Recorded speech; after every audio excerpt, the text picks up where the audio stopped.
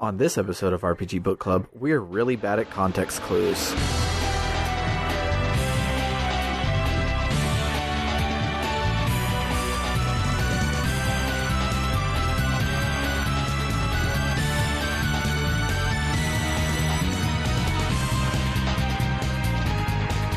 Welcome to RPG Book Club, the podcast where we play a teensy little bit of a video game and talk about how it makes us feel. I am Sam Allman.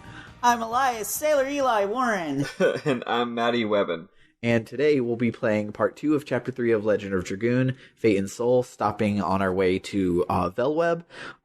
Eli finished the disc. I procrastinated until this morning and did not. Maddie did really, really good, but also only made it to Velweb. So for once, I am the one who overachieves. Yeah. The big brain, I'm winning again.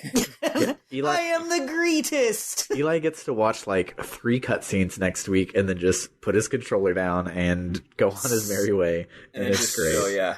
I had extra time, and now I'm really happy about that. Yeah. It's okay that we don't have as much time to cover this time, though, because we just had, like, every technical difficulty that there is. Oh, yeah, Technology jeez. is stupid as hell. Technology is the best worst thing. Actually, Yeah. I got one more thing just to share before, in addition to that. Y'all don't even know this, but technology, I'm even more stupid than y'all realize. As a general rule, that's true, by the way.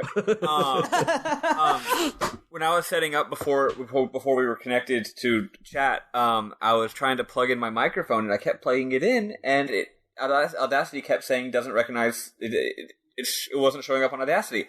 And I'm like, are you kidding me? Like, is this some kind of problem? Did my microphone break? Is this a terrible, terrible issue?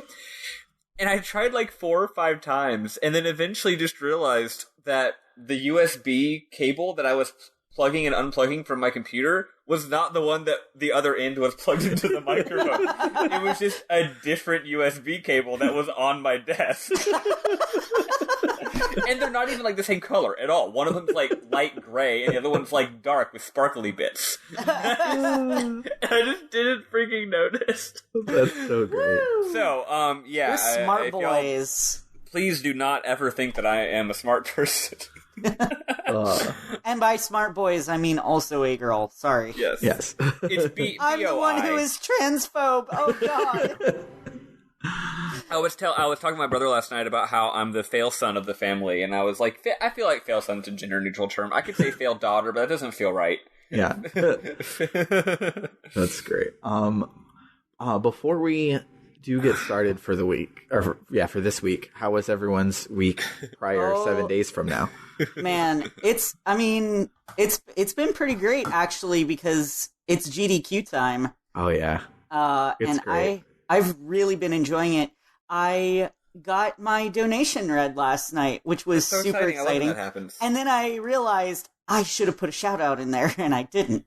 Oh, well. Yeah. Whoops. Every time I've put a shout out in it, something different has gone wrong, where I put it as my name, but I didn't click the show my name on screen or whatever. So it goes, so they read it, they're like, RPG 77. I was just like, dang it. And then the other couple times I've put in a shout out, it hasn't gotten read, but I put like 3 during RPG limit break because I figured that was on brand. And like the first one I put was read as RPG 77. The second one was read as Sam Allman, but it was just like a test one that I would put up or whatever. And then the last one I was like, all right, Sam Allman, I got it right, and let's put in the thing, and that one didn't get read. And I was just like, you know what? I tried. This is our entire marketing budget for the podcast for the year, and there was an attempt. Yeah, I've gotten to watch very little GDQ. I just watched a little bit of Mario RPG last night. I don't have a good setup because I don't have internet at my house. I have to watch on my phone. The problem is if I'm watching on my phone, like, I use my phone for everything, right? And could I hook something up to my TV? Like, maybe, but I don't know. I've just been real busy, and it's like, man, GDQ sounds great, but I don't see how I can really engage with it. Yeah, but maybe on Friday, because they always have all the best stuff on Friday night. So maybe I'll try to set aside some time Friday night to really watch whatever's going on. Question: I saw Proto Magical Girl tweeting some stuff. Is she doing any runs, or is she just hosting? I have no idea. She typically hosts, but I haven't looked at the entire. In a while. I haven't looked at the entire thing. I think it was at SGDQ. She did one run of like Mario 6 Golden Coins or something. One of her just like blah games. Right. Because she's my fucking favorite, and if she did a run and I missed it, I'd be real sad. Yeah. Yeah. I also, because my new job is great. It's really chill, and I don't have to do a whole lot like on the job. I just have to be vigilant. It's kind of like a security guard for a type thing where it's like you're going to sit around. You're going to sit around and be bored the entire time. So like keep yourself not bored, but also you have to pay attention to all this shit that's happening, which is great. But that means I can't stream video like I could at Blizzard. Well, I got away with at Blizzard. And so this GDQ is the first one that I'm not watching like 8 hours a day of, and it's wild. I'm going to set aside a lot to as soon as we're done recording because today's my day off. But yeah, I'm probably going to do a lot of VODs for this time around as well. Yeah, it sucks. My life has just changed in some ways that it's just harder. It's just less accessible to me now. But whatever. It's a good thing it happens twice a year, and it's always great. Yeah. And I wasn't feeling well the other day, so I stayed home from work and watched it. That's beautiful. Nice. My favorite thing about GDQs is they've gotten so good that it's kind of made everyone else have to be good. So like RPG Limit Break is like as good as GDQ, except there's just like 5 people there, like in person, but like the web presence and everything just like feels as good. Power Up with Pride feels as good. Also, I'm sure everyone was like taking notes, like everyone followed GDQ's lead on how to do things. They set an example, which is really cool. I agree. It's like now these things happen pretty regularly, and they're always like people have just figured it out now, which is nice. And so it's like, I missed GDQ, but ESA is next week, and I can just go and watch ESA. Or like Power Up with Pride does 2 of them a year. Really, really Longathon is once a year and 2 weeks long, which is stupid but great. And it's like all of these different things each time, and you're just like, I always can find some charity marathon to either participate in, watch, however you want to do it, which is I just got a fun idea. Really, really short-a-thon. It's like a speedrun charity marathon that goes on for like a half a day, or maybe it's even a whole day or 2 days. But the point is, it's only games where a run is like 10 fucking minutes. Yeah, or 10 minutes or less, preferably arbitrary code execution runs that are all just like 30 seconds long. And maybe you have like multiple setups so that you don't have as much setup time to change between them. So it's just like bam, bam, and it's but like think about it. It could be a lot of like weird obscure stuff. Yeah. So it's just like bam, bam, bam, bam, bam, weird fucking just bizarre 10-minute like old any glitchy broken NES games, and you just watch that for an hour. It'd be great. That's beautiful. Yeah. Someone should do I would watch that. I'm not going to do it. But, yeah, let's go ahead and dig in to our short little experience today. Yeah. We'll have this, since we're doing a short one this week, it'll be super short next week.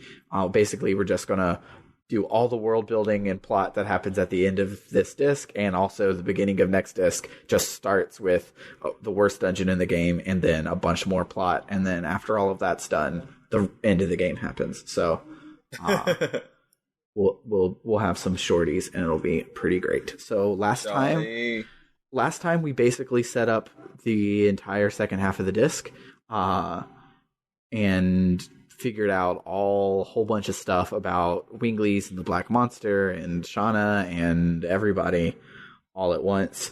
Update. Maddie, did you retrospect and introspect anything about Shauna since last week? Oh, I mean, just what I alluded to last week, that she's the whatever Star Child or whatever the fuck. I said it vaguely last time because I didn't realize that we all had figured out that was obvious. Yeah. I haven't figured out anything well, also, here's the thing. That's the main one I wanted you to figure out. Because last week it was so hard to say it because I was like, wait, Eli picked up on that one. How? I figured that out. It's just that no one else had. Well, here's the reason I didn't realize how obvious it was supposed to be. I had completely forgotten about the literal opening scene of the game. Oh. Where they're like trying to kidnap Shauna because she's special. If you forget about that, then it's a lot less obvious. You know, it's like, hey, this girl. Can you hear me? Can you hear me? Well, No, Can you we hear me? cannot hear you. Now we can. Now we can. Okay. I was gonna say, if you literally forget about the opening 5 minutes of the game, then it's just like, oh, this girl is not very strong, and nothing's going on with her, but she's the main character's girlfriend.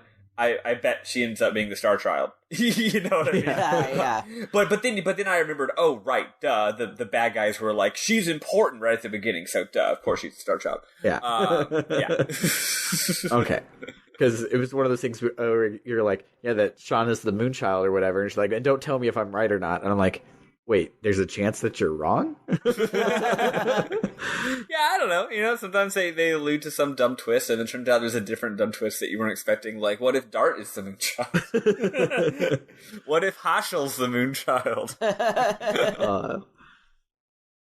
But He's a very old Moonchild. Yep. The big baby. But at least he's a cute old man Moonchild. yeah, that's the most important part. Yes.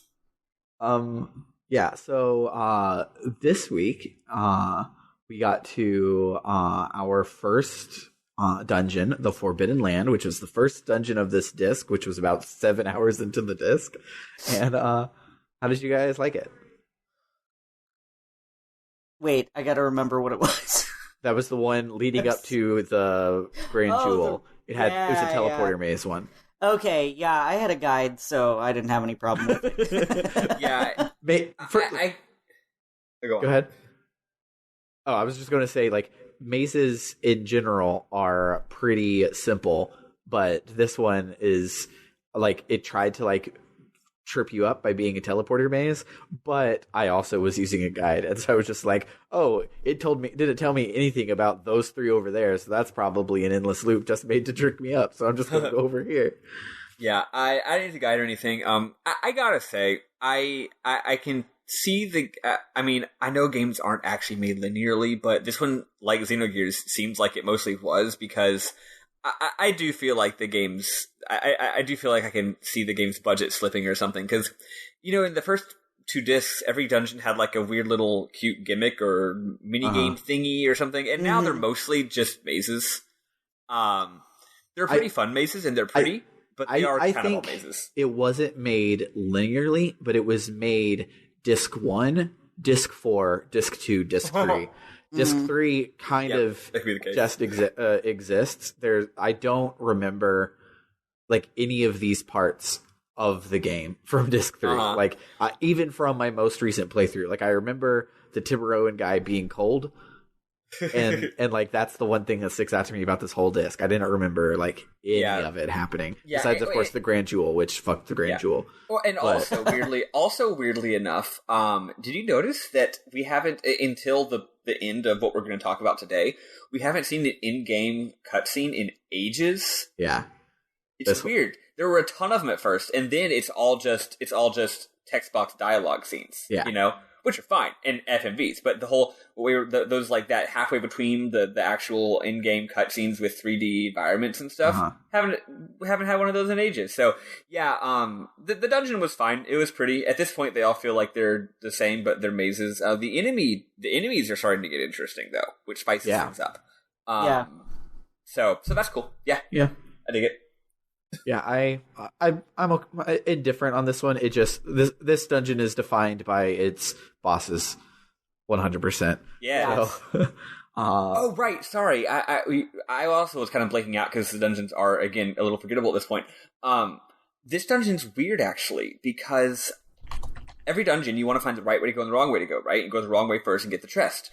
So this one has 2 correct ways to go. Right. So I would go a little bit down one path, and then if you go down a path and then all of a sudden you're clearly in a completely different area with like a different type of graphics, I'm like, oh, that's the next area. I should go back.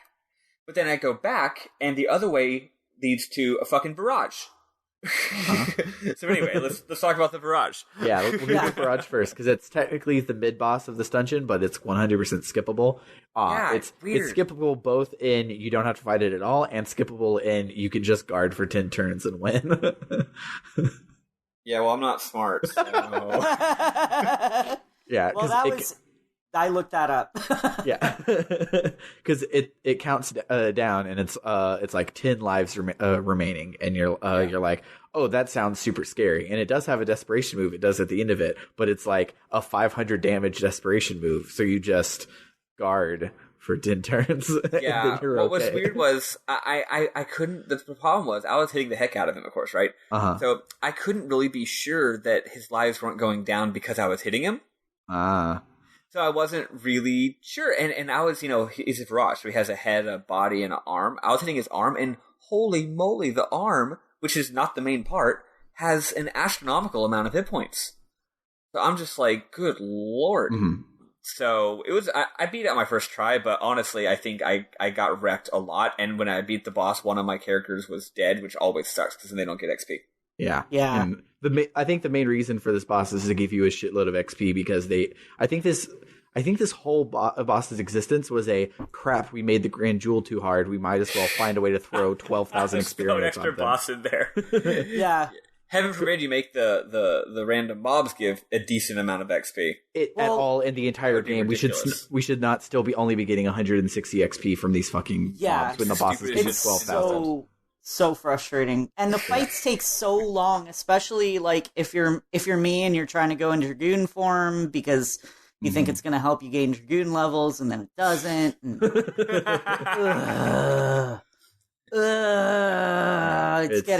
it got real frustrating for me the other day. Yeah, I think this is the, like, if I had to concede and give this game a bad part, I would say that it's this next boss we're about to talk about, and it taints the entire dungeon and sub bosses around it, where even though they're not hard, you just get in a frustrated mindset with them because the Grand Jewel is so freaking hard. But I will concede this. I do think this is a better way to scare you away from using Dragoons than Mappy in Disc 2 was. But they just made it too hard. Like, figuring out the trick of, I'm not supposed to use your Dragoon should make it like a medium easy and not only hard instead of impossible. So yeah, it's interesting because usually a gimmick battle is, if you figure out the gimmick, you're good. Yeah. But it's like, it's a gimmick battle, but it's also like, it's still a bitchin' hard battle. Yeah. Well, and according to the guide I was reading, at least for the Virage, that was an optional boss that you could have skipped. Yeah. But it seemed like a bad idea to skip it, partially because it was relatively easy, but also partially because, like, I fucking needed the experience. Oh, yeah. It's just like, I couldn't imagine fully skipping the 7th Fort and Kamui and stuff just for the experience, like, more than anything else. Like, the optional dungeon here at the end of today's is really, really hard, and maybe skip it just because it's really hard, but know that there's some thousands of experience waiting on you if you want to go and come back at any point. Y'all want something crazy to set the scene for the floating rock battle for me? So I have this weird problem where the more often the game lets you save, the more likely I am to not save. Because it's like, I'll just say, it's like if a game has insta save, it's just like, I'll save later, right? Whereas if a game has very rare save points, it's like every time you get to one, you're like, I better save. So the fact that this game's save point was at the crossroads between two different paths, I was constantly going past it. So eventually I'm like, well, I just saved 2 minutes ago. I don't need to save again. I'll be back in a second, right? Point is, when I fought the Virage, it snuck up on me. I didn't expect it, and I hadn't saved in a hot minute, and I was pretty scared. I beat the Virage, and I run the other direction, and I heal, and I run past, and I forget to save. Oh, no. So I fought the floating rock, aka the hardest boss in the entire game, without having saved. Since before the Virage. All right, so before we dive in to the meat of the Grand Jewel fight, there is a little bit of plot in the middle of the dungeon. Not a whole lot, but the Virage we fight, Rose says, is the one that killed Belzac and the FMV from earlier. So it's kind of cool that it's like, this is a great way to avenge our ballsack.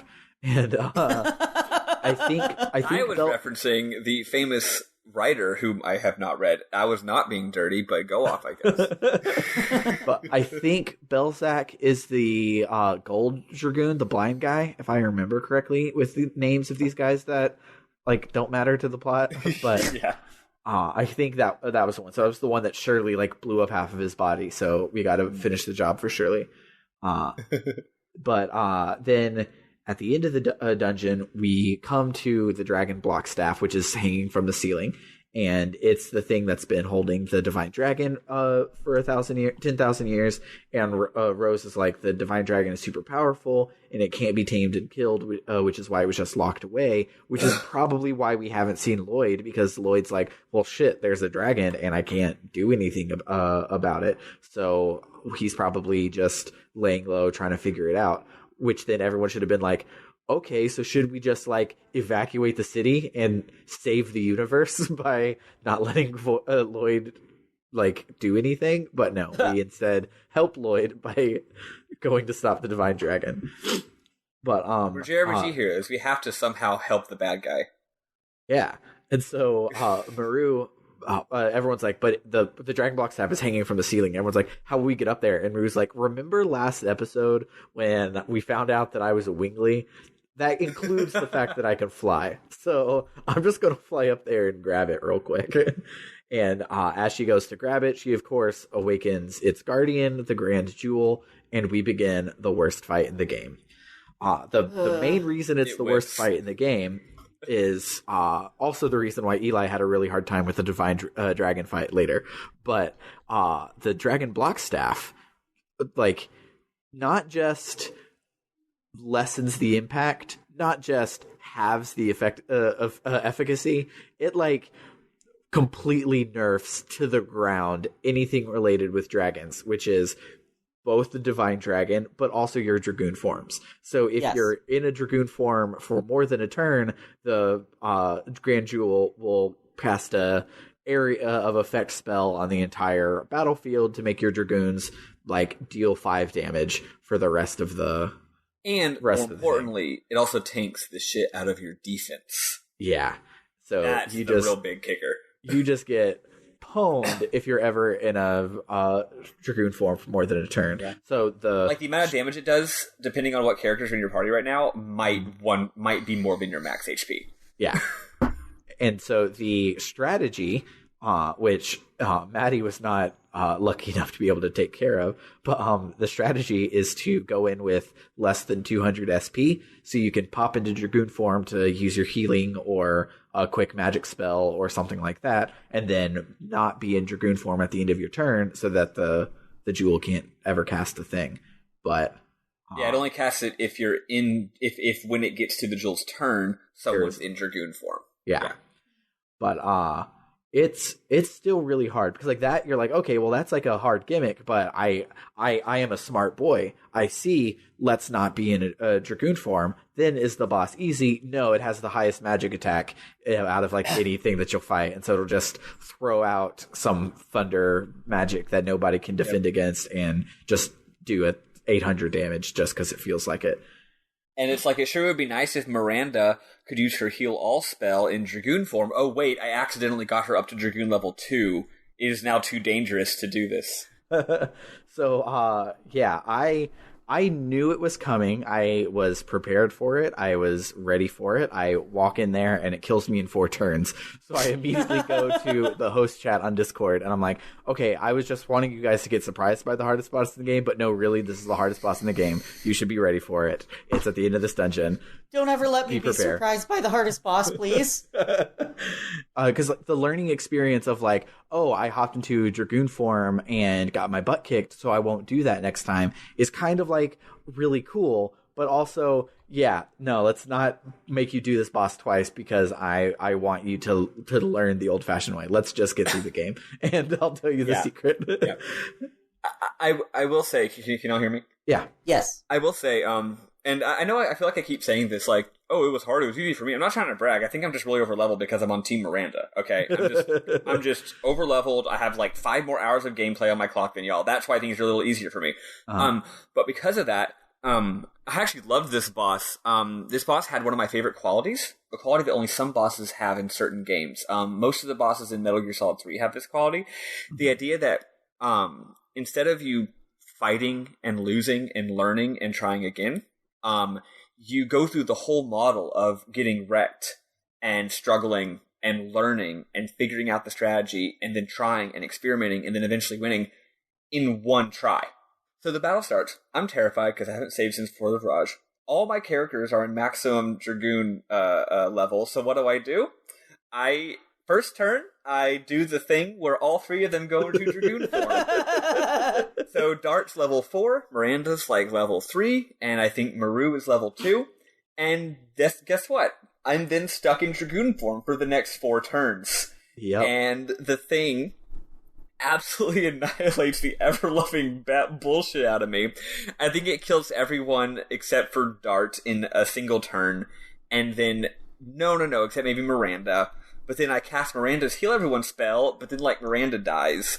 And then Maru is now no longer a Dragoon, so she can use a single revive item, and then she dies. So basically the first 6 turns are just me getting annihilated. And then finally I get back on my feet, and I've used most of my healing items at this point, and I'm like, okay. And then I think that maybe the dragon staff is on a timer, so I'm like, oh, it uses it every X turns. So I'm operating under that supposition. Oh. Then I realize, oh no, it just uses it if you're in Dragoon form. And so then I realize, what? I still have like 4 healing items left, or magic MP items left. Miranda's got her heal all spell. I figured out the gimmick. I finally got him down. He went from blue to yellow on his little icon. So, okay, I think I can beat this. So then I just hunkered down, used defend a lot, and beat it all in one go. And I actually had an incredibly fun time with this boss, even though it was just like, I was like gritting, like biting through my tongue the entire time. Like, holy, especially those first 4 turns. I was like, this is the dumbest thing that has ever happened. I'm so stupid. Like, especially because the battle's literally like, hey, this thing is the Dragon Block Staff. The Dragon Block Staff, the thing that nullifies dragon power. And then first turn, I'm like, Dragoon form. I did that on the Divine Dragon. Because I forgot that's a thing. Yeah, like it's one thing to be like, oh yeah, I forgot that was the gimmick for these bosses. But literally the one thing that makes Lloyd a scary villain is he has the power to kill everyone. And then halfway through, we're like, how did Lloyd get this power? And it's like, oh, he took one of the 2 things that will fuck your life up, the Dragon Block Staff or the Dragon Buster. And it's like, okay, well, let's go get the Dragon Block Staff. And you're just like, that surely will be fine if I'm just in a Dragoon form. Lavitz was totally okay. Oh, yeah. Lavitz really didn't have a problem. All on me. Like, the game made very clear what these magical items did, and I'm just like, I'm not paying attention. I kind of had the same problem, but then with Lloyd, I was like, let me look at a guide. Yep. But yeah, that boss is super hard. It's super rewarding to beat. When I finally beat it, because like I had figured out the only use Dragoons for 1 turn thing back the OG times trying to play it, like 3 or 4 times, like in middle school and high school and stuff. This was the farthest I got was the Grand Jewel fight. It kicked my butt every time. But back in that day, I figured out the 100 SP trick. So then, like 3 or 4 or 5 years ago, when I beat the game for the first time, I got to this part. I already knew that strategy going in, and it felt so great to like punch my childhood in its throat and just be like, I did this. It was awesome. So like I in the end, I consider this a like good part of the game, but it's good because it's like a bitch. And if you're not okay with the idea that games being a bitch to you can be good, this is the bad part of the game. But we're done with it. Yep. The only other quote unquote bad part is you have to go to the DMV later. You literally one of the upcoming dungeons. This is why I think Disc 4 like had a lot of focus, because one of the dungeons you go to is a literal robot DMV, and it's beautiful. It's Rogue Galaxy all over again. Except for Galaxy, that wasn't a dungeon. You just went to the DMV. This one is like, imagine what a dungeon puzzle might be at a DMV, and you're probably right, and it's amazing. It sounds like it whips. That's It's awesome. so good. I will It's a lot say- of people's least favorite dungeon because like going to the DMV is not fun, but like a game forcing you to go to a robot DMV is kind of amazing. It is. I will say that it only took me one try at the Divine Rock dealie. Nice. But it was a long try. Yeah. I think someone did die, but I actually took Miranda and Rose. Because I was like, all right, let's just give Miranda a try and see what happens. And she was really useful for it. Miranda whips, actually. Like being able to like have her low SP gain and then go into Dragoon form for one turn just to heal someone, super helpful. Yeah. It's great. Yeah. I really love Miranda more than Shauna, which is not fair to Shauna because Shauna like is Miranda. Like they pulled an Albert and they take the exact same stats and equipment and everything. Oh yeah. But like I don't know. There's just something about, and I think it's Miranda's Dragoon form just looks cooler. So I think that just I think there is a mechanical reason for it, Sam. It's true that it's the same stats, but I think it's just the way the game's balance works. I feel like magic items are better at this point in the game than they used to be. It used to be that if Shauna, who has the highest magic in the game, used a magic item, it would do like X% damage more than however much, Dart or Albert is doing. But just the way the game's numbers crunch out or something, I feel like the percent better that magic is now is way, way, way better. Like, it used to be like, oh, magic's like twice as good as Dart's additions, and now it's like a zillion fucking damage. Yeah. So I think that's the reason personally. Like, I was consistently surprised this week by just how much damage my magic items were doing. Yeah. And we're coming close, and it's like one of the first things you do in Disc 4 is we get the repeatable magic spell, and then oh hell yes, and then it's badass. Not only is it repeatable, real Dragon Quest hours. Yeah. Not only is it repeatable, it's also hecka strong, and so you're just like, yeah, Miranda, you can just be in my party forever. It's fine. You can just use this every turn. But yeah, it's great.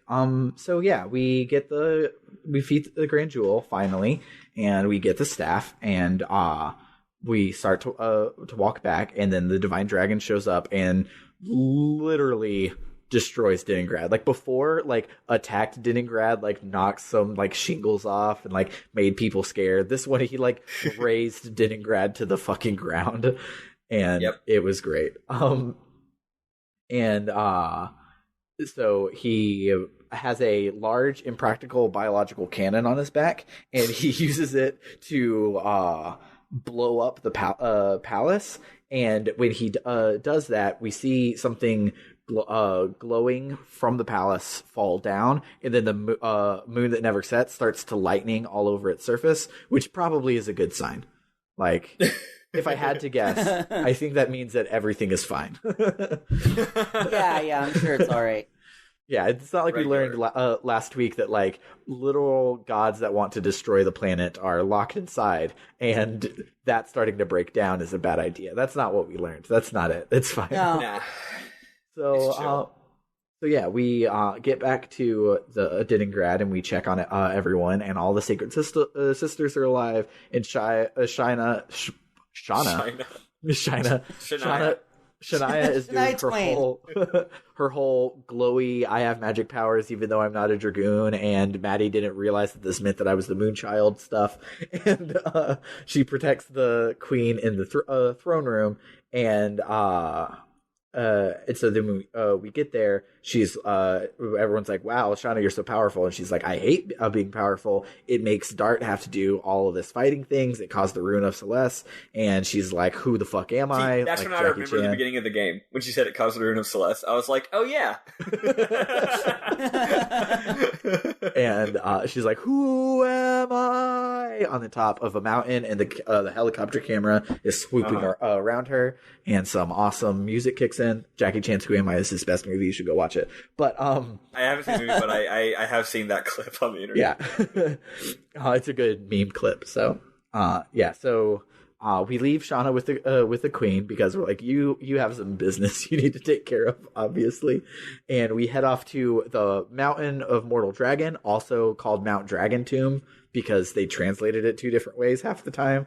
Yep. But we go to the Mountain of the Mortal Dragon, which is where the Divine Dragon flew off to.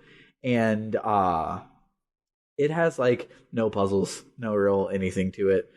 It repeats the same hallway in like 4 different places. Yeah, and it's not great. Like it literally uses the same pre-rendered hallway image for multiple 4 different hallways. Times. Yeah. Oh, hey, there is a tiny little plot element that was that you forgot to mention. I want to bring it up just because I don't know if it's important or not. Maybe it is. When you see the Virage earlier, Virage wakes up. And me personally, was thinking to myself, wait, I thought Virages only wake up randomly because of whatever's going on with Shauna. And what's cool is that the character, this is one of those stories, this is one of those works of fiction where the characters are actually smart, usually, sometimes. Yeah. And after I defeat the Virage, one of them actually says, wait a second, why'd that Virage wake up? Shauna's not here. Yeah. And someone else is like, and I don't think they provide a reason, they're just like, huh. Yeah. It's actually kind of cool. When we get to the end, we'll not remember this, so I won't be able to like piece it together. So maybe one of us will remember it by me lampshading it right now. But it's kind of cool how it works out like that. And it's I mean, when they said it, I was thinking, I hope they come back to this later, and it's not just some weird thing. Yeah. But yeah, so. Mount Mortal Dragon, where am I in my notes? So it's a super easy dungeon. We get to the top of the mountain, and we hear some swords off in the distance, and we're like, what? Who could that possibly be? And of course it's Lloyd. Why would it be anybody else? He has a weapon that can kill dragons in one hit, so he's been trying to do that. And and he's like, I still can't win. But you guys suck, so there's no way that y'all can win, so y'all should just leave. And we're like, no. And we jump in and fight and don't even care about Lloyd. I mean, like, we do care about Lloyd. We're all just like, all right, so how are we going to kill Lloyd, take the Dragon Buster, and then fight this dragon? And Miranda's like, why do you care about that? He's just one guy. And I'm like, she's right, but also he's kind of like our quest. And Miranda's like, we could have... We could have killed this guy right now, but whatever. We'll listen to Miranda. I do like the shade she throws. She's like, we can kill this guy anytime. We gotta stop the dragon. Like this guy sucks. We can clearly just kill him. Which, and I'm like, no, he's the bad guy. The dragon just woke up like 5 hours ago, and frankly, I don't even understand how he's relevant to the plot of this game. We need to kill Lloyd. they even say that like he woke up and he's cranky, and like that's it. Just like he's been like he hates Winglies and he hates humans, so he's like lashing out. But I'm sure if you just let him hang back in his cave, just smog it up a little, it'll be fine. Give him some gold coins. Yeah. But so we go and kill the Divine Dragon, and before the first turn, Dart holds out the Dragon block staff, and it does this huge big thing, the exact same move that the Grand Jewel does, and then the staff breaks, and then you begin your fight. And Eli's like, "That's weird. I wonder what that means." Yeah, I should go into Dragoon form immediately.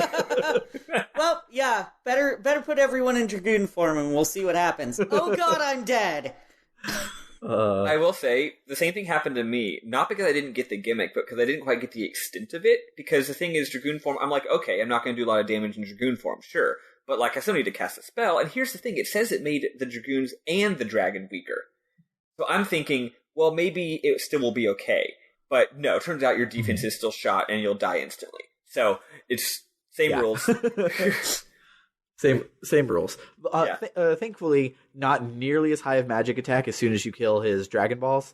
And then he's like, he goes from being like scary with his Dragon Balls to being like no big deal. Yeah. Like if you take the balls down.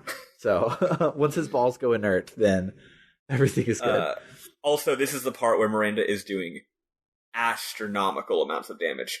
Yeah. With her like regular magic items. It's not even like the right elements, just like whatever the fuck element. Yeah. It's great. And then on top of that, this one's HP being split out across 3 different things. All of the magic items we get at this point are attack all. So it's like, oh, let me just kill 3 things at once, and it's great. But yeah, the boss goes about the same as Grand Jewel. He doesn't have any of his special moves from the FMV, which like scared me the first time I did it. I was like, how are we going to stop a giant cannon and like his little Aerod missiles and stuff? And he doesn't do any of that. He doesn't do any of that. He just casts boring old Wingly magic like everybody else. Yep. Eli, did you get this guy in your first shot? Oh, wait, that's right. We talked about. That's right. Yeah, we talked about. I was like, we're still talking about the Divine Dragon, Did you get him right? on your second shot after you realized the error of your ways? No. I had a very hard time the second time, and I think I switched party members. I switched to Miranda and Hashel. Mm-hmm. I switched to Miranda and Hashel, and I think that was my team, actually. I was able to manipulate it in such a way that I could go into Miranda's Dragoon form long enough to heal if I needed to, but Hashel's Flurry Fairy Fury of Sticks actually did enough damage that it took care of things. And I used Miranda mostly for I bought a bunch of. That's right. I went back because I was like, I have like 16 items and none of them are useful. And I'm getting feared. That was what was happening. So I not only switched up party members, but I went back and bought more items. I put the bravery amulets on Miranda and Dart. It would have been fun if I done that. There was one point where Hashel got feared, but instead of using a mind purifier, I actually put him into Dragoon form for one turn because he only had enough SP for one level of it. And, of course, that breaks him out of status conditions. So I did that, and, I had bought a bunch of damage items, and I bought a bunch of multi-damage items, which were incredible. Yeah. I had one of the super powerful light ones that you don't have to button mash for, and that one did over 800 damage to everything, which was fantastic. But yeah, once I did that, I was like, okay, maybe Miranda's not too bad, but I've since switched her back out. Now I'm going Rose Hashel. I'm glad you had some trouble, because even though this boss is, I don't know, I feel like objectively easier than the previous one, it also took me 2 tries, even though I totally got the gimmick right off the bat. I made the decision after my first death to just try again with the items I had instead of going back because I didn't want to waste time, and that made it really tough, but I managed to pull it out. I feel bad because, like, I have been getting frustrated with it, but the main reason for my frustration is I have a time limit. You know, there's a certain amount of the game that I have to complete for the week. Yeah. And I only have so much time to do it in. Yeah. Because there's other shit I want to do, and there's other shit I have to do. Mm-hmm. So it can get a little aggravating for me when, you know, the battles in this game take a long time because they have all these fancy animations for everything, which is cool, but I wish there was a way to skip all those animations. Like, I have it turned off so that you don't have to see the Dragoon form every time. But magic attacks are still 30 seconds. Attacks are still 30 seconds. Right. Well, and even then, even with the Dragoon forms set so that I'm not watching them go into their fancy Dragoon animation every time, it still takes a good 10, 15 seconds for them to transform and for their ability to become available because PS1. And also, this game, for some reason, just puts weird long-ass pauses sometimes. It's like, oh, you go into Dragoon form, but it's the triple Dragoon form, so then it has to do the animation where the background changes to, like, wobbly graphics. Yeah. And there's, like, a 5-second gap where nothing happens. And then after it changes into wobbly graphics, it's like having to load everything. I feel like it's just loading times, I think. It's tough. I mean, don't get me wrong, the game looks great, but I think maybe they overdid it technologically a little bit. Yeah. And that's what causes all these annoying wait times. Yeah. But so after the boss fight is over, we get our first in-engine cutscene for a while. and Lloyd jumps and stabs the dragon in the eye and turns it into a Dragoon spirit. And he's like, well, this is mine. And they're like, but it's not resonating with you. And he's like, oh, I don't want to be a Dragoon. I just want to take this from you. And he just leaves. And I'm like, that's kind of cool. This is, I see, especially getting to the end of this disc, like Eli did, I see why everybody doesn't just hate Lloyd for killing Lavitz. They like Lloyd like as an interesting character and a villain. And it's for like things like this, where he's just like, no, I'm going to take this from you because you want it.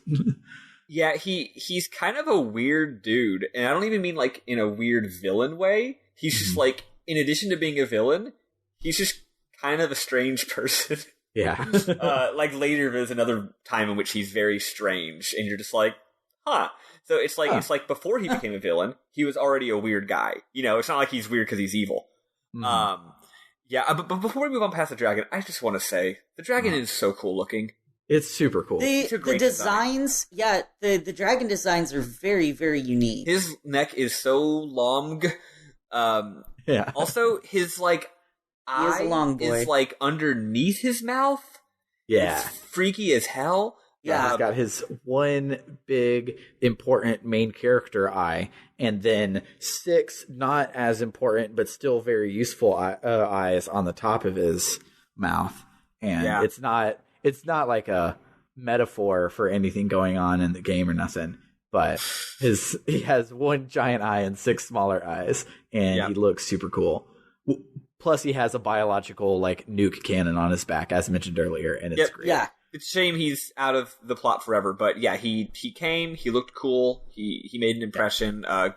Goodbye, good night, sweet prince. Yeah, I wish they would have made a 8th character, because A, that would have made all of their elements line up better, and B, this dragon has 7 eyes and also 7 wings, and like you can't fly with 7 wings, man. Like it doesn't, like, what does that 7th wing do? Maybe one of them, maybe that top one is just like a stabilizing wing.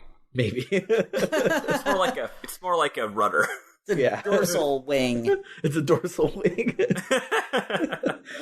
But yeah, the dragon's dope. So everyone is then like, well, Lloyd, we're going to kill you. So he does some wingly magic and flies off with his wingly wings. And everyone's like, oh my god, he was a wingly this whole time. And it's like, literally the defining trait of winglies we know is platinum hair. So a person with platinum hair joins your party, you think nothing of it. You go to a village filled with people with platinum hair, and you're like, oh, and it clicks. Obviously. And then you're like, I wonder what our bad guy with platinum hair, what his whole deal is. Let me think. So yeah, so I can't put my finger on it. Yeah, me neither. So he knocks Dart and Rose off a cliff again, but this time Rose is the one that gets knocked out, and Dart is tending to her, and she, in her delirium, thinks that Dart is Zeeg, and he's like, wait, what's going on with this? And he remembers what happened to Neat again, no different from the first one in the game, but so it doesn't really progress anything. It's just kind of a cool like throwback to that other scene. But Maru flies down, and I'm not going to stop saying that. It's just so funny. It's pretty neat. It's pretty neat. But at least he wasn't from Hoax. If Hoax would have been more relevant to the plot, that would have just it would have been great.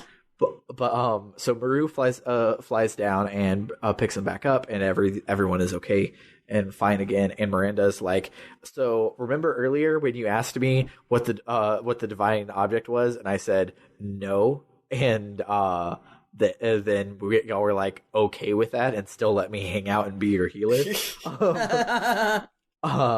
She's like, the divine moon object is the moon mirror, and so that's obviously Lloyd's next target. And Albert's like, okay, because the reason we were asking you is Lloyd always tries to get it by trying to kill the royalty. So you, your sisters, and your mom are probably all about to die because you want to just tell us where the fucking moon mirror was. Well, even this time though, she doesn't offer it up freely. Actually, I think Meru asks her, like, could you please tell us about the fucking third divine object? And she says no. And Meru's like, are you kidding me right now? She's like, okay, fine, I'll tell you. Yeah. It's like, she still has to be prodded, and I'm like, what is wrong with you? What is wrong, Miranda? There's, like, you're great in battle, but you're my least favorite character. And she doesn't, like, because she doesn't have a lot of time, this is so late into the game when we have her, she doesn't get time to develop, so they kind of use, like, a default character development trait, which then just makes it, like, bleh, and I don't care. But, yeah, so we head back, and on our way back in, we're told that Queen Teresa has been kidnapped by a man named Lloyd, and so we rush off to the castle. On the way there, before we get before we get there, we do see in a flashback that Lloyd saved Wink from some Winglies, that specifically from young Bardell, that, like, we belittled earlier, and he got mad, so he flew off to try and kill some humans to make himself feel better, and he couldn't even do that. And Lloyd does the one finger goes Super Saiyan thing in a way better way than Dart even did, because, like, Dart, like, goes into his Dragoon form to just absorb it. Lloyd doesn't even look at him, so Bardell is just, like, throwing fireball after fireball, and if you're like me, you leave the text box up, so it's like a minute and a half of him just throwing fireballs, and Lloyd just looks over at Wink. It is just like, Wink, are you okay? Like, I want to make sure that you're okay before I kill this guy. And it's great. Yeah, so he saves him from Bardell, and her from Bardell, and then Wink's like, wow, you saved me again? You're cool. You should come to the palace and hang out in the near vicinity of the Queen. Well, when Lloyd kills Bardell, Bardell blows himself up. Yeah. Oh, yeah, that's right. And he actually hurts everyone. Some. Yeah. Yeah. But, yeah. It's also one of those things where the villain's, like, surprised. He's like, oh, that actually hurt me some. Yeah. So in that flashback, we see Lloyd and Wink show up at the castle, and Lloyd is doing his whole thing, how he got close to Albert and got close to Emil and got close to everybody. And it's just like, yeah, I'm just some random guy with dashingly good looks, and I saved your princess, so, like, I'm cool. I'm interested in, like, divine mood objects. Like, do you have any? But he didn't know that CD is a psychic. And so he says all this spiel, and C's just like, too bad you're full of shit, and I can tell you're trying to kill us right now. And he's just like, yeah, well, damn. So he just kidnaps really the queen. Cool. Yeah, CD's kind of awesome. Yeah, but they're like, no, you need to leave. And he's like, well, smoke bomb. And he takes the queen and leaves, and it's great. So we run to the castle, and we're just like, what happened? Where's Lloyd? And Shauna's there, and it's like, wait, Shauna, what are you doing? And she's like, I don't know. Lloyd said I need to, quote, get the moon child by the time the moon that never sets waxes, and I was right here and unconscious. But whatever, I guess he didn't actually mean that, because I'm fine. So we hear that he took the queen to Flaunville Tower, which is past the glacier nearby, and that's where they keep the moon mirror. So I want to go to Flaunville. Follow. Sounds delicious. Yeah, just lots of flan. But it's the Final Fantasy kind of flan. I was about to cast magic spells at you. I was about to make that same joke. So when we get to the glacier, we get Miranda's just, like, cashed in backstory of how she had a lonely childhood because the queen isn't her birth mom, and her birth mom sucked. And we're like, cool. Lots of people have shitty parents.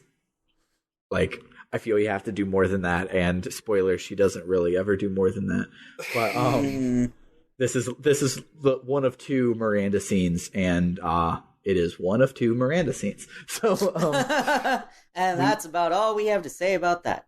Yeah. So we stumble into a Wampa's lair. I mean, a Wendigo's lair, and it looks nothing like what a Wendigo should be. Like, not at all. Like, I've watched a lot of supernatural television and seen many variations of Wendigos, and none of them have been like a Geiger body horror monstrosity like this. Oh yeah, it's pretty fucking freaky. What's a Wendigo? A Wendigo is the abominable snowman, pretty much. Yeah, I knew it was a lankier, monster, but I did not know what it was. It's typically lankier and has like deer bones on it. Yeah. Yeah, that's not what this was at all. It's an abominable snowman, essentially. Yeah, it's an abominable snowman. Like it's like powers and story and stuff is like somewhere between like a werewolf and a vampire and Krampus and stuff.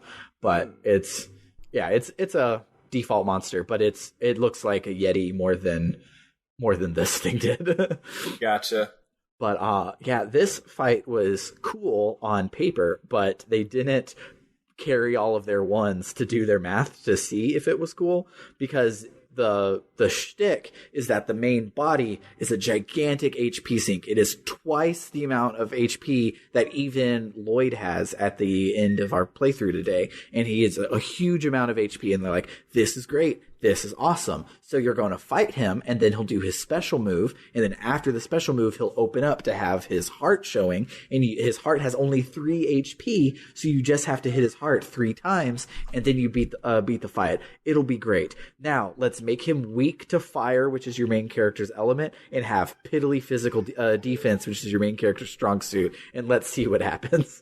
I didn't even get to the heart 3 times. Yeah, I didn't get to the heart once. He was dead before he did his special move. I had already read your message, Sam. So on Discord, making fun of this boss. So when the heart did appear, I ignored it. I was like, no. I think when the heart appeared, I already had him down to yellow. So I was like, I'm just gonna hit this guy a lot. Yeah, and I did. That's all you have to do. Love to not engage with the mechanics. Yeah, it unfortunately was a nothing fight when it could have been. To be fair, not engaging with the mechanics is actually the strategically best option, because it means you get to build up your additions a lot more. Yeah. The longer the fight goes on, the more you get to use your additions. Or the more you get to fail your additions, like me. Or get to fail your additions. I definitely recommend Eli, especially because you haven't been on Team Shauna and you haven't been throwing down magic items as much. You probably have more money than us, and you probably don't need most of the things. So you probably could go in and sell all of your stuff that like you don't have equipped to your main 3 characters, and just shuffle your accessories all the time and sell everything else, and get an ultimate war god from, I think they're in Lohan, don't quote me on that, but wherever it is that they're from, and just slap that thing on Albert and rake in the 350+% damage per turn and not worry about it, and then just like be good for the rest of the game. Because like darts are pretty easy. Kongol's max is only a 4-hit addition, so you could do Dart, Kongol, and Albert and probably be okay for the rest of the game, and go from there to be anti-addition. But yeah, there's a pro tip if you suck at additions. Yeah, just go get an ultimate war god, because like I have one and I throw it on Albert, and it's wonderful just getting a Gust of Wind dance without even thinking every turn. Oh, that's got to be great. Oh my god, yeah, I need that. I need it in my life. Yeah, you're probably way closer to 10,000 than we are, and then if you're not, you probably can sell a lot of things and make at least one of them pretty easy. But yeah. So, where did the window go? There it is. I keep scrolling my window just to like have a nervous tick, which then is bad because then I don't know where I am. But yeah, so the window goes super easy. So then we just climb up the tower, which is a cool dungeon because it's like a super complex maze because it like takes control away from your character. But there are too many like perfect loops for you to like, you get through it still pretty easy without it being hard. But it's and there's cool. No battles during this part. And there's no battles, which is great. But it's cool in theory, which I'll give it for Disc 3 because so far Disc 3 has not had very many cool in theory dungeons.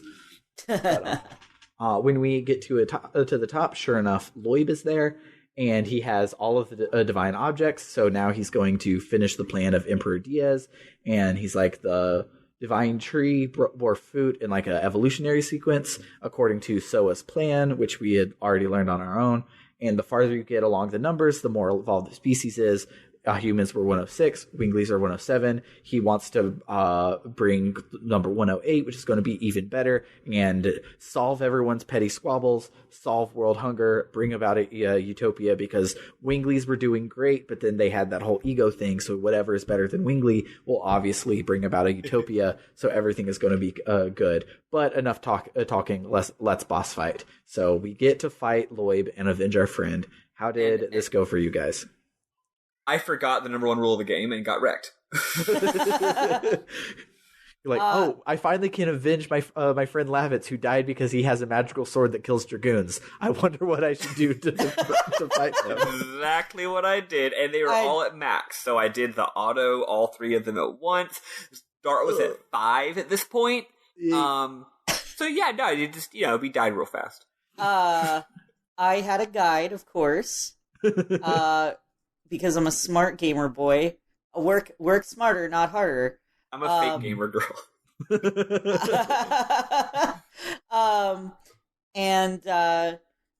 So I checked the guide, and the guide said, throw a talisman on whoever has your highest Dragoon level, because Lloyd is going to try and auto-kill them. For all of his attacks, as long as all of his attacks, yeah. Open. So I threw the talisman onto Rose because she and Dart have the highest levels. They're only 4. So I got the talisman on her, and she was at pretty low SP when the fight started, but I just, I worked on it, and I worked on just kicking Lloyd's ass as much as possible. He had one big attack that really, really hurt everybody. That one big one, yeah. I managed to get through that, and then I got Rose into her Dragoon form, and used speed. I had speed up on Dart, and I had a Bandit's Ring on Hashel, and so they worked on fucking him up, and Rose's Astral Drain actually did a decent amount of damage. Mm-hmm. And I was able to keep them healed that way, and it went pretty well. I was very surprised after my previous issues with the Divine Dragon. Yeah. Mm-hmm. I had a situation fairly similar to Eli's, but I want to share this one from this Let's Play, which I'll drop a link to in the description. It's the one that I wrote my notes off of. I should at least give him some clicks. But he, as soon as he got Kongol, he put Kongol in his party, and he walked all the way back to Lohan, and he got him the Dragoon thing, and he used Kongol as a Dragoon, in every single fight since the very beginning of Disc 2 when he could. And every time he was like, this fight was really hard for me because I had Kongol on me, and I probably would have been better using Maru or Hashel or somebody, but I had to have Kongol here. Trust me, you'll see why. And so you're making your way through 2 whole discs, when is Kongol going to pay off? So he gets here, and his Kongol is a level 5 Dragoon, and he starts the battle, and he uses the slow down on Kongol, who then goes to a 5 Kongol turn Dragoon state, which... Wait, hold on, wait, what's the slowdown? It's the opposite of a speed up. You can just use the magic to slow down. Yeah, it's times 3 slow. Yeah. Onto one. Is that an item that we have? Yeah. Yes. Yeah, we got it at one of the dungeons. You might have missed it. It's only useful. The only time I've ever seen it used is literally in this fight right here. Okay, but he used it on the context. Yeah, he used it on Kongol. So now Kongol, who has the slowest speed in the game, has been slowed down, has 5 turns and a talisman. So Lloyd doesn't even engage with the rest of the party at all. He just keeps trying to kill Kongol, who then, when Kongol shows up, has been beefed up by the fact that he's been played this whole time. So he uses his D attack and just kills Lloyd in 3 turns, and it's beautiful. And I'm like, okay, I would make the game harder on myself by playing as just Kongol. If for this. If this was something I knew was coming, I absolutely would have, and I mean, I used Kongol probably more than you two did, but I never used him at all until he's Dragoon level 3 for me. I don't know how that happened, but I really wish I had known this was coming, because I would have loved to have done that trick. That is a brilliant strat. I love it. Yeah, slowing down your guy with aggro that's invincible is hilarious. Yeah. Yeah, this battle for me was I didn't think to the second time through. I thought of equipping the talisman, but I don't know. Some part of my brain was like, that's not going to work. This is a very, very important plot battle. The whole gimmick is that he insta-kills you if you're Dragoon. There's a very obvious way to avoid that, which is don't be Dragoon. So I just thought, talisman won't work. I didn't look it up. I just thought, it's not going to work. So I didn't use that strategy. But you got through it, which is great. But yeah, my favorite, maybe not my favorite because Lavitz died in one of these, but like very close to one of my favorite in-engine cutscenes happens, because it's so anime and so DBZ, and they're just jumping all over around themselves. And there were times where I'm like, I think this lagged if they tried to do it fast, so they just did like Bionic Man like doubling to make it look like they're moving super fast. And I'm just like, this is a very detailed background for these sorts of things, but it's cool, so I don't give a shit. And it's super awesome. They're like fighting each other, and then Wink shows up.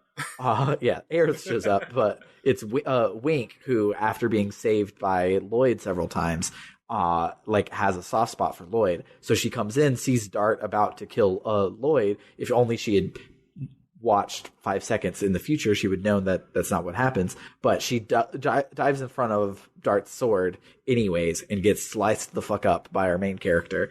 And it's kind of like, whoa. So we get out, and Lloyd like is feeling a type of way from it, because he obviously has some sort of feelings for Wink. And so he tosses the divine objects over to Dart. He's like, here you go, you've earned it, you can kill me, just make sure Wink is okay. And Dart does something super duper cool, so he throws his sword down and just punches Lloyd in the face, and just like and then it's super cool because it's the text boxes aren't timed, so you have to click through it, but he's just like, killing you won't bring anyone who died back, and you have to click through it like all 5 times, and it's super cool. But Dart got to grow up a little, and Wink is fine. Apparently they don't like give lip service to it at all. She's just like, you need to go and stop the, she's like, Zieg, no, Emperor Diaz. Emperor Diaz. Cypher Diaz. So she says, she tells us that Emperor Diaz has kidnapped Shauna and wants us to bring the moon objects and Lloyd over to Velweb to stop him, so that Lloyd can do all the things. And we're like, okay, well, let's go save Shauna. And we then save on our way to Velweb when we get to the world map, and that's where Maddie stopped. I played a little bit farther. Eli played a lot farther. Eli has some juicy gossip, but we'll have to wait for next time. I can't talk about it. Oh no, we're good. I thought you missed something, but you didn't. You're good. Okay, cool. So yeah, that was the plot for the week.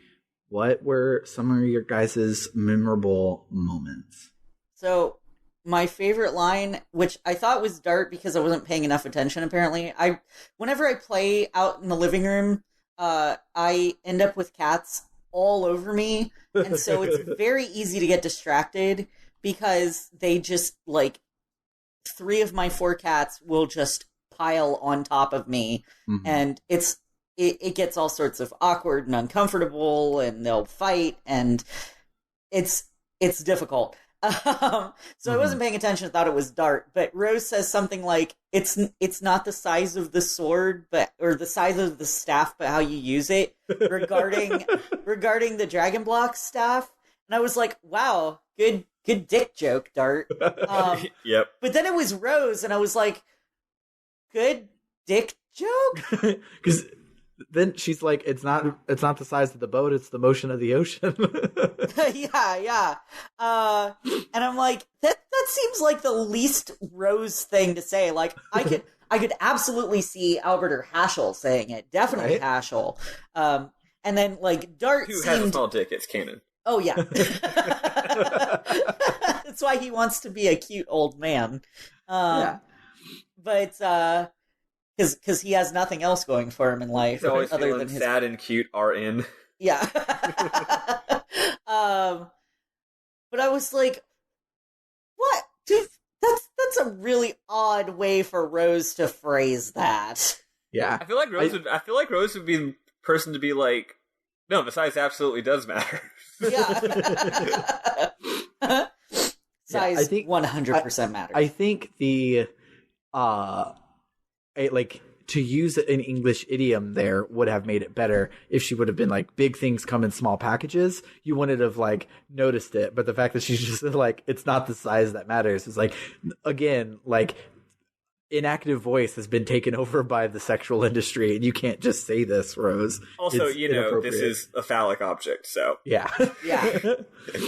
So yeah, but also, Maddie, I know you're reading along with my notes. I'm trying to white out all the ones that are for the end of the disc. Oh, I'm not in the notes anymore. You're okay, good. Cool. It's fine. But yeah, one of my favorite things is our good friend from Xenogears, Johnny Shopkeep, showed up, and he has 3 brothers this time. And you're in the middle of this glacier, and they're just like, man, we're so lost, but do you want to buy some stuff? Because we brought all of our stuff from our shop with us. And there's just an item shop and a weapon shop in the middle of the glacier, which is great. Yeah. Which is interesting because this game is very inconsistent, and I don't mean it really in a bad way. It kind of gives it some character. You never know if they're going to give you like a heal point or not. Some dungeons just straight up don't have a heal point at all. Some do. This one doesn't have a heal point, but it does have a shop. So if you want to go to an inn, you backtrack a little bit to the shop, use 2 healing breezes, and then buy 2 more healing breezes. and the shop is like between 2 save points. Yeah, it's interesting.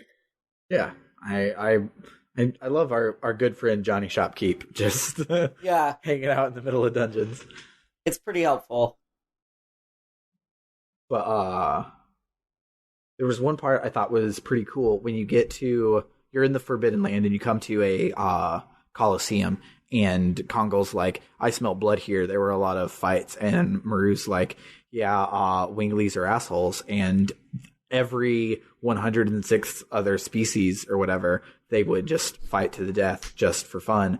And it's like, it always has messed me up inside that like I come from people that are such assholes. And Dart says something that's actually kind of really cool, and he's like, this place is a ruin, those people are a ruin, let's just leave it in the past and move on. And I was like, that's cool, I like that. I actually have a screenshot of the line that comes right after that. He goes, he says, or actually Maru says this, or Albert says this. Albert says, Maru, the sins of the past are there just to tell us not to repeat them anymore. Which is, it's pretty good. I got a few things I liked a lot. I didn't screenshot this line. I was too late to screenshot it, so I screenshotted the line right after just to remind myself. So when you go back to the castle, and then it turns out that they kidnapped the queen or whatever the hell. Wait, no, maybe this was earlier. Oh no, it's just whatever. I don't remember when it is. At some point, you're at the castle, and because Queen Teresa's in this scene. Oh, it's after Shauna does her big light and protects the queen. So you show up, and you're like, what happened? What happened? You're investigating, you're figuring everything out. And I think, like you said, Sam, at this point, the dry writing in this game sometimes can be read as sarcasm, even when it's not supposed to be sarcastic. So Rose goes to Shauna, and she just goes, you are okay. and it literally seems like she's just walking in like, and you're fine, fuck off, I don't care. It's real funny. So the freaking scene at the end with stupid Wink. Okay. I loved it. I was like yelling at the game almost like a Mystery Science Theater or something, because like she shows up and she's like, don't hurt him. And I'm like, why? And then she says something like, he's sweet. And I'm like, no, he's not. And then she goes, killing him won't solve anything. And I'm like, yes, it will. What's wrong with you? He's the bad guy. Like every single line she says, it's like, no, it's the opposite of what you just said. I was so annoyed at Wink. I'm like, this is the dumbest shit. Also, when you're first going to the Mount of, not Mount of Immortal Dragon, when you're going to Crapeville, Flawnville, yes. The characters do that thing where they all think that it's the final boss, and they're like, "We can't wait. Let's go finish this. Let's use the power of teamwork. Are we ready? Oh, let's go save the day." And I'm like, "Y'all, it's the third disc. Come on. Do you know how many discs are in this game? There's 4 discs in this game. This isn't even the end of the third disc." But I like how they hype it up like that. I feel like in a Super Nintendo game, they would try to actually trick you and make you think it's the end, and then it's a big surprise that it's not. But any multi-disc game, like, the people making the game know that it's not the end, so they kind of do this in like a very tongue-in-cheek way. Like, it's a weird little tonal line to draw where the characters are serious, but the game is very, like, the game is kind of winking at you, like, yeah, we know. I like that. And then just a few random lines here. When you're climbing up the mountain and there's a bunch of magic in the distance, Meru goes, "That was a magic power, an awfully powerful mega magic." And then Rose says, "It is unburdening his anger all over the world." And I'm like, cool. Normal thing to say. Rose, you're so normal. She's the most regular stuff all the time. Also, when they see all that weird lightning and stuff, they're all like, "What was that? What was that?" And I'm like, it was the dragon that you're here to kill. Like, what do you think it was? And then when the dragon flies off later to fuck up Leningrad, they're the same. They're like, "What was that?" And I'm like, "What do you think it was?" Jesus Christ. They're not very quick on the uptake. No. Except occasionally they randomly are. It's, so there's just a lot of silly lines like that, and that's it for me in this. Chapter. One of my favorite silly lines comes from our good boy Haschel. Has so many silly lines. Yeah. But you get to the Wendigo's lair, and everyone's like, "Crap, we woke it up. Like, we're intruding. We should leave." And Haschel goes, "But it wants to kill us. Thank you, but no thank you." Which I've never seen "thanks but no thanks" spelt out that way, and it's just like, "Thank you, but no thank you." It was great. I will say, like, it's obviously not a silly moment, but I really, really liked Dart not taking revenge on Lloyd by tossing his sword down. And I liked that he punched the guy, because dude definitely deserves at the very least. And I will also say I'm on Team Lloyd. I really like the guy, especially after what I learned from the end of the disc, which I won't say, but I had a big. There's a giant section in my memorable moments that I whited out because I had some cool stuff that happens now that refers to the end of the disc. I'm like, well, dang it. Yeah, but and I've been feeling for a while like, Lloyd killed Lavitz and that was pretty shitty, but there's something about him that I feel like he's kind of an anti-villain, where he's definitely a bad guy and he's definitely against us, but he has he has kind of an end justify the means outlook, or that he actually wants something really good, but he's going about it in the wrong way. Yeah. Well, he has ideals. I mean, he literally says, "It doesn't matter if I die right now because my plan's going to happen anyway." Right. And he says, like, the microcosm of this, which is leading to things that Meanie and I can't talk about, but I can talk about this part, is when Bardell shows up. Bardell is like, "I won't let anybody hinder the liberation of Winglies. I'll annihilate all humans." And that's when Lloyd starts to, like, Super Saiyan finger stop him and just be like, if you have to kill a lot of people to make your ideal come across, your ideal's not worth it. Like, this is not the way you go about it. He started a whole war in chapter 1, so, like, not the exact same thing, but he's still, like, you can tell he's like, this utopia is important. I want everyone to stop fighting. That's why I want to do this thing. You can see him, like, you trying to kill everybody is the worst thing that you could do, and he's definitely not a villainous character. He's just a bad guy.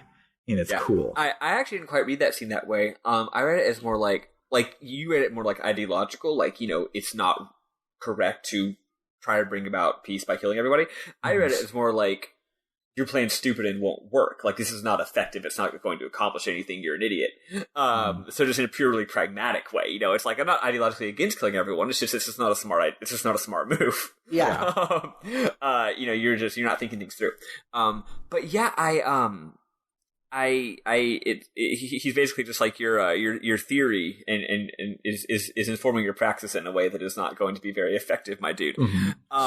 What was I going to say though about Lloyd? Oh yeah, and even later when someone asks him like, why did you save Wink twice? And he literally goes, I don't have a reason. Yeah. Just like, I don't know. That's what I meant earlier when I said he's just weird. I gotta say, I wish Dart had killed him. He's a motherfucker. Dart should have just killed his ass. And then when Dart didn't kill him, I was like, oh, are they doing the thing where he's going to join the party? Because that'd be cool. But then he didn't. So, unless he does later. We'll put a pin in that. We'll put a pin in that, and we'll see. If he does join the party later, I wouldn't be surprised. Because that's, I mean, I'm not going to say what other game famously does that, because Eli hasn't played the other game that famously does that. But it's a really good move. Yeah, it's a good move. That's not what By happens. that other game that famously does that, do you mean Final Fantasy VII? No. Oh. Sephiroth does not join the party in Final Fantasy VII. Damn. He's the final boss, but then he joins your party for the final cutscene. There actually were moments when I was thinking about Final Fantasy VII today for that reason. In Final Fantasy VII's manual, it put Sephiroth's character information in the same area as the rest of the characters, and it gives him like height, weight, birthday, blood type, just like all the other characters. So when I was a kid, I was like, oh, this is a party member. So that's cool. The whole first 5 hours of the game, I was like, oh, this is just a little intro. Eventually he's going to join the party. And actually one of the strengths of that game is that unlike a lot of other video games, it doesn't do a weird fake out at the end. Like, the villain at the beginning of the game is the villain at the end of the game. And that's actually really cool. Yeah. But we were talking about when you ask a random person what's the best RPG of all time, they will give you one of two answers. This is the other one of those. But yeah, so I really like Lloyd, and I really like Lloyd a lot for what happens here in a bit, and I really like Lloyd a lot for what happens in Disc 4. And it's weird that like the man who killed my husband I am okay with, but yeah, I like him a lot. Okay, we're getting ready to start wrapping up plot threads here. That's like all Disc 4 is. Disc 4 is basically the Dragellum dungeon, but good, and it's dope. So I'm ready to get all of that stuff. Okay, one final thing. It is not fair that Lloyd gets to use the damn Dragon Buster every 5 seconds, and if we try to use the Dragon Block Staff, it breaks after one use. Yeah. Bullshit. That's true. Horseshit. Come on. Did we get the Dragon Buster from him right now, or is he going to give it to us? I don't remember what happens in that scene. Okay. I don't think he gives it to us. He actually joins you at the end of this scene. He says, "Let's go to Velweb," and he actually walks into your one character model, like it does when someone joins a party. But he doesn't actually join the party. Okay, yeah. So I think he still has it on him. I accidentally spoiled it by asking that question. But the Dragon Buster is Rose's ultimate weapon for the game, and I didn't know if you got it now or if something happens and you get it later. But because he basically gave us all of his shit right now, so yeah, it does. I do love how one at a time the items it says you acquired the moon mirror. You acquired the moon thingy. You acquired the moon thingy. I thought it was after that. I thought it was going to be like you acquired Lloyd, but it didn't.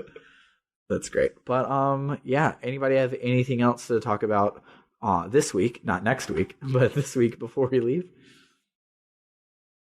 No, I can't wait to get to all the shit that the two of y'all know and I don't yet. I'm excited that I know things before Spiff does. It's pretty great. I love Eli when you just said in the Discord. I'm just sitting here playing the game randomly, and all of a sudden I see you say in the Discord, well, that explains a lot of things. And I'm like, someone reached the end of the disc. Yeah. But yeah, it's dope. And Disc 4 is so cool because of it. And it starts in like such a indie film sort of way because like you leave. So what happens? in broad terms, is you end the disc on a cliffhanger. Disc 4 doesn't pick up from that cliffhanger. I love that shit. That's one of my favorite techniques, is when you leave someone hanging by not giving them what they want to know right away for a while. Yeah. Like the beginning of season 2 of Twin Peaks. Eli knows what I'm talking about. Oh, yeah. Yeah. Just, I won't say it in case anyone is looking to get into Twin Peaks, but I was also, like, very, very careful because I was like, I don't know if Spiff has finished the disc yet. I'm going to choose my words very carefully. Yeah. So that the one thing you said was the one thing I already figured out anyway, so. Yeah. Oh, yeah. Yeah. I had a feeling about that, too, because, like, you already knew some shit, but I didn't know which of the things you figured out, so I was like, Yeah. The one twist you alluded to was the twist that I'd already figured out. Okay, so. cool. Which, that I didn't fucking see coming. So. If you're listening along, we all know the twist. You guys might not know the twist, so we'll save it to talk about it when they talk about it in game next week. Yep. But I'm actually super excited for next week now. Next week is great. So let me look up where we end, because it is not actually what I have written here. So this ends with cool. Are we not just ending at the disc change? No, we're not. That's like 3 cutscenes, pretty much. Is all you have left. So we're gonna do Lloyd. Cool. Lloyd, like Linus before him, is the disc boss. There's just 2 more hours of shit to do. So, I see. Yeah, there's stuff to do, but no more bosses. And so we are going to change discs, and then in disc 4, we will have like 5 different break up the party and talk about your feelings scenes, learning a whole boatload of stuff. But then we will go to Rouge and hang out with Hashel's people, which will open up the way to Magic City Aglis, which is where we will save. You will be like, oh, hey, we can walk over and go to the Magic City. Here's a save point if you need it, and you do need it, so save. Cool, so save and do not go to Magic City. Do not go to the Magic City. Cool. Cool. So, yeah. That about does it for the week. If you like what we do here, you can let us know and reach out to us at rpgbookclub@gmail.com or on Twitter at rpgbookclub or in our Discord, which will have a link in the description. We've had so many new people this week. It has been bumping in our Discord. It's great. Let's see. I don't think we did a shout out to Tyel. I'm going to go Tyel. That's how I'm going to pronounce it. Here's the name. When Tyel joined a little bit ago, but we also got Cosmic Library just joined, and there was somebody else like last week, like not last week, but like 2 days ago. But of course, we've been talking about GDQ, and it's covered up this whole thing. And I have no idea. I have a real quick announcement. Go for it. I'm super excited about it. Tuxedo Ken, my partner, just messaged me in Discord. He is officially a licensed vocational nurse again. Yay! Yeah, he got his license. I'm super excited. So this is like a whole new world of possibilities for him, especially because they're building a hospital here in Leander where I live. Nice. So we're crossing our fingers. He had a really hard time finding jobs when he first got down here, and that's why he let his license lapse. Mm-hmm. But he made it before the 4 years were up, so he didn't have to do additional school. Nice. He had to do some continuing education, but he got all that done. He got his fee paid, and he just got his license. So I'm just super proud of him. I love you, Ken. Yay, Tuxedo Ken. Fantastic. Congratulations. That's awesome. Yeah, and Cresta was the last person that joined. So yeah, we got 3 new people in the last week. And nice. We love talking to all of you guys. So come and hang out with us. It's a lot of fun. You're all awesome and beautiful and perfect. But yeah, like we announced last week, our next game is going to be Final Fantasy X. It looks like all of the sales are over now, but it's still a super cheap game. You can probably find a copy of the original for like $5 no matter where you look, because it was the single most best-selling game on the PS1 pretty much. besides maybe like a FIFA or something. But Yep. yeah, in case you forgot or didn't listen to the last episode, I will just reiterate my advice, which is the original is hella cheap and is great. Nothing wrong with buying it. However, the HD remaster is substantial, like is the superior version of the game, no question. So it's just a financial decision, but it is definitely you are missing out a little bit if you buy the original version. So your choice. Yeah. The HD remaster is the one that comes with X2 as well, right? Yeah. Yep. Cool. And that one, they really got their money's worth on that one because they released it for the PS3 and everyone was like, "Wow, this is so great and so HD." And then the PS4 came out and they're just like, "Here you go again." And everyone's like, "Oh my god, this is so great, so wow." And then like, "Here it is on Steam," and everyone's like, "Oh my god, this is so great." That's just because Sony is stupid and didn't give the PS4 any fucking backwards compatibility. True. So. Like, yeah, it's like, oh, the HD collection, it's out again, but you can play it on this thing now. I'm mostly, personally, I'm mostly okay with not having backwards compatibility because I never had a PlayStation before. So it worked out for me, mostly. The only problem is I can't play things like Legend of Dragoon because it's not on the PS4 store. And so. But, next year, it'll be out on Switch, and everyone will be like, "Oh my god, this is amazing," and buy it again. So now I've got it portable. Yeah. So I mean, it's already on the Vita, so you already have it. Well, now I have an extra portable one. That actually reminds me. I was gonna make a prediction. You know how they announced Joker for Smash, and it surprised the hell out of everybody because what on earth?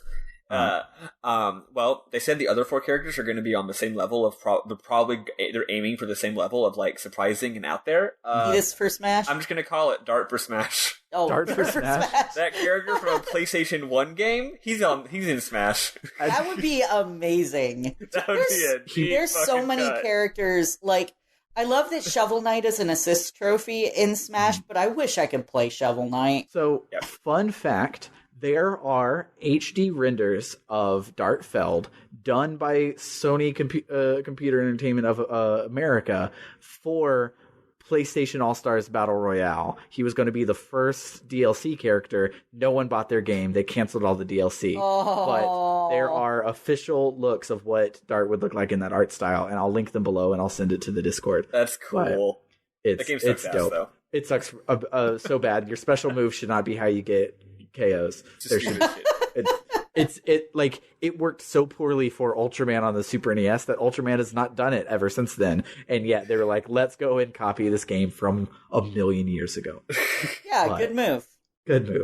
So yeah, if you want to play along, and also while we're playing Final Fantasy X, we'll be doing a vote for our so-called Best of the Rest game, which will be all of the losers from this last year will go up against each other, and that'll be the next game that we play. So for these ones that were like super tight, like Shining Force and Dragon Quest V, that were like really, really close votes, those will have like a second chance to come up. But of course, everyone could always just vote for Okage or for Magic Knight Rayearth, and we'll end up playing whichever one, and it'll be super awesome. So you can vote by going to our Patreon, which is at patreon.com/rpgbookclub.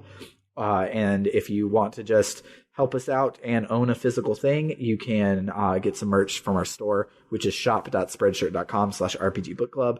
I should actually spend the time to make some more shirts today, so I might actually do that. So by the time you hear this, there might be more than just the 2 that are up there.